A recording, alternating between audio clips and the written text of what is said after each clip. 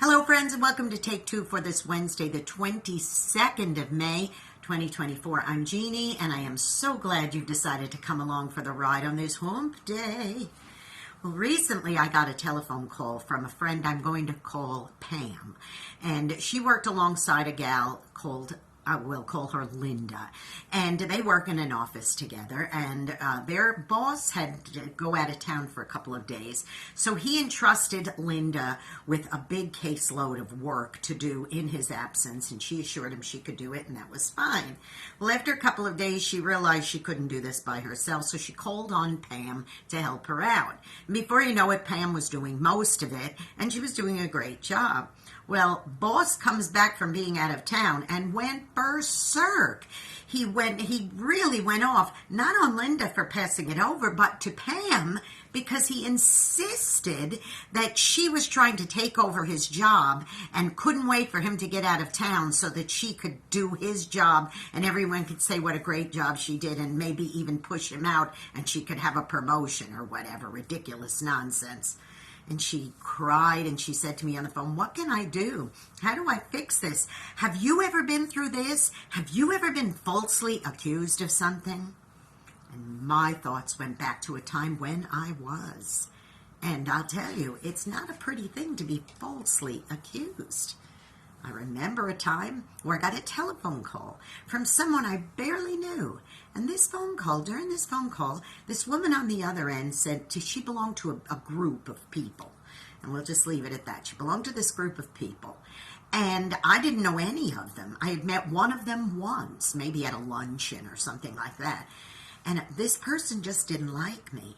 So she proceeded to tell the one who called me on the phone, she proceeded to tell her that I was spreading all kinds of ugly rumors about this group of people. And it went on and on. And the one, when I got the call, she said, "This is," and she gave me her name. And I said, oh yes, sure. I said, "What can I do for you?" She says, "I just want to let you know I forgive you." And I said, "For what?" She said, "Oh, I know what you've been doing. You've been going around saying this, doing this. I was like, "What? I don't even know what you're talking about." I said, "I've never done or said any of those things. Therefore, there's nothing for you to forgive me about." I said, "Wait." And she just kept saying it over and over again. "Well, I'm supposed to, so I'm just going to forgive you." She wasn't going to hear it. She had decided this was true, and that's all there was to it. No matter what I said or did, I couldn't undo it. Oh my gosh, boys and girls, being falsely accused is one of the hardest things you could possibly do to deal with, because how do you prove that these things are untrue? How could she possibly prove to her boss that she wasn't trying to take over his job, but rather she was helping out Linda, who was on overload? How can I prove to this person on the phone that I hadn't said or done any of those things she was forgiving me for? You know, sometimes we just have to let it go. Let it roll off our backs. Be little armadillos. Put on that strong covering around you to say, "You know what? I know that these things are not true." And this is what I shared with Pam. "Pam, do you know what's true?" She said, "Well, yes, of course." I said, "Do you know that you didn't do those things that you're being accused of?" She said, "Yes." And I said, "Then just let it go, because as long as you know the truth, that's all that matters." No, of course, there are times where a big thing happens, like somebody goes to court being falsely accused of a crime or something like that. Something like that, you have to take greater steps, of course. You have to take the proper legal steps. But I'm talking about just this one said this, and this one, she said, he said, they said, and it's not true. You know what? In the end, truth wins, and that's all there is to it. In the end, truth will win.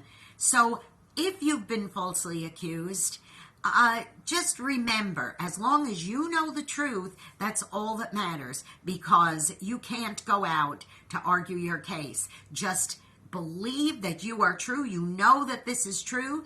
And then also examine yourself and say, how could this have happened? How could they have said this? Is it possible that I gave an indication of this, that, or the other, and maybe that's it? And if it's something that you could correct by explaining it, that's fine. But if somebody just wants to be ugly and accuse you of something that's absolutely not true, let it go. Because guess what, boys and girls? In the end, truth wins. Now go out and be a blessing to somebody today. If you need to encourage someone who's been falsely accused, you go ahead and do that. Be that arm around the shoulder. You may end up being the only one who is.